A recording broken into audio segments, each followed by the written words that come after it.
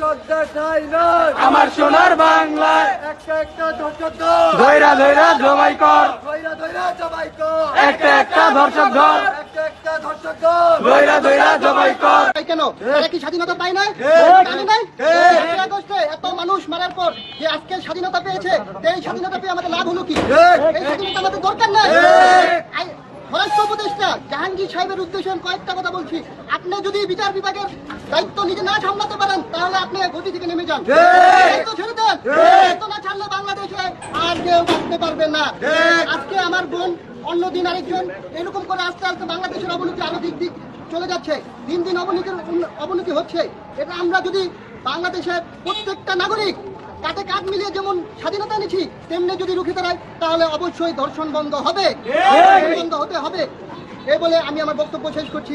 বাংলাদেশ জিন্দাবাদ, জাতীয়বাদী ছাত্রদল জিন্দাবাদ, শ্রীনগর সরকার কলেজ ছাত্রদল জিন্দাবাদ। দর্শকদের ঠাঁই নয় আমার সোনার বাংলায় আমার সোনার বাংলায় দর্শকদের ঠাঁই নাই দর্শকদের ঠাঁই নয় আমার সোনার বাংলায় একটা একটা দর্শক ধৈরা ধৈরা জবাই কর। রহিম উপস্থিত আছে আজকের সিনিয়র সরকারি কলেজ ছাত্র দলের বিভিন্ন নেতাকর্মী সহ এই অত্র কলেজের বিভিন্ন শিক্ষার্থী। আপনারা জানেন আমরা আজকে মনমাত্রিকভাবে এই ব্যানারকে নিয়ে আমাদের ছাত্র দলের কেন্দ্রীয় ঘোষিত কর্মসূচিকে আমরা বাস্তবায়ন করতে আমরা কলেজের সামনে সকলে একত্রভাবে দাঁড়িয়েছি। বাংলাদেশে হয়ে যাচ্ছে ধর্ষণের পর ধর্ষণ, কোনো বিচার পাচ্ছে না। কুমিল্লার তনু হতে শুরু করে আজকের আসিয়া। কি কারণে এত ধর্ষণ? অন্তর্বর্তীকালীন সরকার সহ প্রশাসন কি করছে? নাই, তারা কি ঘুমিয়ে আছে? এই দায়বদ্ধতার কারণ কি তারা না? এটা দায় কি তারা না? কি প্রশাসন কি ঘুমানোর জন্য আছে? অন্তর্বর্তী সরকারকে বলতে চাই যে এই বিচার যদি আপনারা না করতে পারেন তাহলে আমাদের সাধারণ মানুষদের কাছে, সাধারণ শিক্ষার্থীদের কাছে এই ধর্ষকদেরকে ছেড়ে দিন। আমরা এই বিচার আমাদের নিজেদের হাতে করব। কি কারণে আজকে আমাদের বোনগুলো সাধারণভাবে স্বাধীনভাবে রাস্তাঘাটে চলাচল করতে পারছে না? কি কারণে পারছে না? তাদেরকে সাধারণ 8 বছরের 10 বছরের শিশু হতে শুরু করে আমাদের বৃদ্ধ নারী ও মা বোনরা সহ এই ধর্ষণের শিকার হচ্ছে। কি কারণে তারা এই ধর্ষণের শিকার হয়েছে? প্রশাসনের কাছে কোনো জবাব নেই। অন্তর্বর্তী সরকার কি করছে? তাদের কাছে কি কোনো উত্তর নেই? এটা আমরা বলতে চাই যে সরকারি ব্যবস্থা যদি না করতে পারেন আপনারা সরকার ব্যবস্থা ছেড়ে দিন।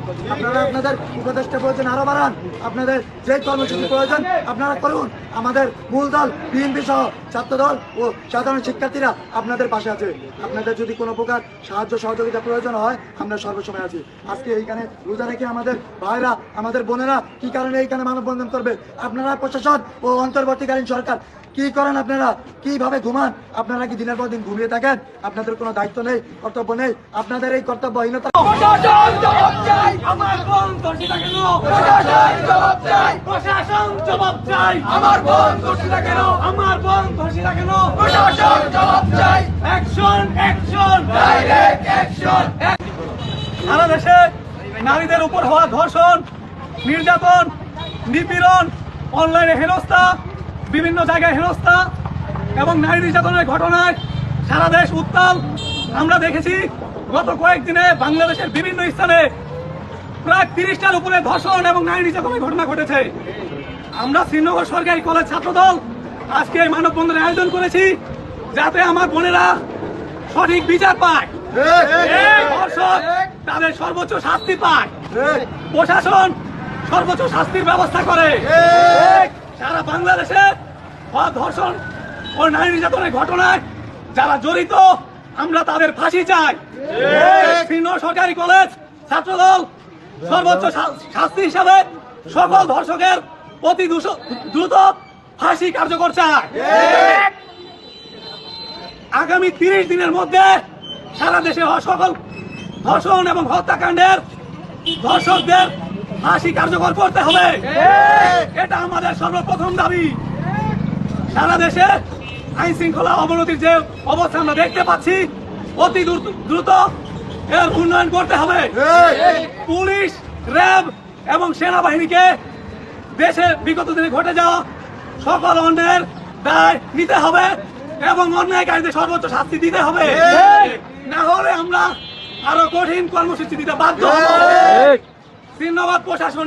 শ্রীনগর থানা প্রশাসনকে হুঁশিয়ার করে বলতে চাই, শ্রীনগর শ্রীনগরে ঘটে যাওয়া সকল ধর্ষণ, হত্যাকাণ্ড, মাদক মামলা এ সকল অন্যায়ের অতি দ্রুত বিচার করেন, অন্যায়কারীদের অতি দ্রুত গ্রেপ্তার করেন। সারা দেশের আইন শৃঙ্খলা পরিস্থিতি উন্নয়নের সর্বোচ্চ ভূমিকা আপনারা পালন করেন। আমরা দেখেছি টাঙ্গাইলে 7-10 বছরের একটা শিশু সিএনজি চালক ধর্ষণ করেছে। তাই সেই ধর্ষণের মামলা হওয়ার আগেই গ্রাম্য সালিশ বসিয়ে 1.5 লাখ টাকার বিনিময় সেটা দফা করার চেষ্টা করেছে। ধর্ষকের পরিবার পেয়েছিল 92,000 টাকা এবং গ্রাম্য আদালত পেয়েছিল 58,000 টাকা। আমরা প্রশাসনের দৃষ্টি আকর্ষণ করছি, যারা সেই বিচার বসিয়েছিল তাদের সকলে সর্বোচ্চ শাস্তি চায়। এছাড়াও দেখেছি কুমিল্লার লালমাইয়ে 7 বছরের শিশুকে কুকুরের কামড়ের ভয় দেখিয়ে এক বৃদ্ধ 10 দিনের মধ্যে 3 বার ধর্ষণ করেছে। সেখানে 50,000 টাকা বিনিময় একটি বিচার সালিশ বসেছিল।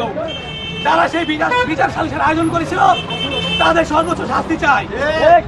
আগামী দিনে যদি আমরা দেখি যে ধর্ষকের কোন মামলায় ফাঁসি চাই, ধর্ষকদের ফাঁসি চাই, অপূর্ব হত্যার বিচার চাই, বিচার চাই, বিচার চাই, বিচার চাই, বিচার চাই, justice, justice, we want justice, justice, justice, we want justice. আমার সোনার বাংলায় ধর্ষকদের ঠাঁই নাই, আমার সোনার বাংলায় ধর্ষকদের ঠাঁই নাই। তুমি কে, আমি কে, অপূর্ব, অপূর্ব।